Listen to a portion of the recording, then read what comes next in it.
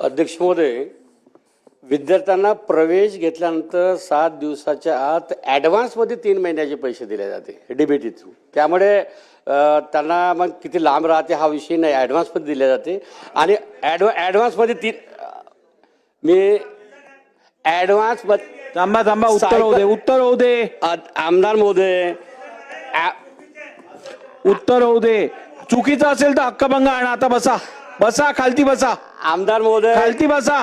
आमदार महोदय, आमदार महोदय, आमदार महोदय, आमदार महोदय, प्रवेश झाले. आमदार महोदय, अध्यक्ष महोदय, प्रवेश झाल्यानंतर इन ॲडव्हान्स 3 महिन्याचे पैसे शासनात मार्फत डीबीटी थ्रू त्या विद्यार्थ्यांना मिळतात. नाही मिळतात. आणि एक मिनिट मंत्री महोदय, 1 मिनिट थांबा. 1 मिनिट. तुम्ही प्रश्न विचारलात, मंत्री उत्तर देत आहेत. त्यांचं उत्तर चुकीचं असेल, खोटं असेल, त्या संदर्भात तुम्ही उचित कारवाई करा. असं एकमेकांना चॅलेंज करत बसू नका सभागृहात. बसा खाली, बोला.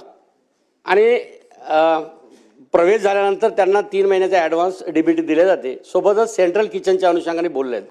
अध्यक्ष महोदय, अनेकदा ग्रामीण भागामध्ये विखुरलेल्या परिस्थितीमध्ये वसतिगृह आश्रमशाळा आहे. त्या आश्रमशाळेमध्ये विद्यार्थ्यांना पोषक आणि चांगलं जेवण मिळावं म्हणून सेंट्रल किचनच्या माध्यमातून त्यांना गरम जेवण पुरवले जाते.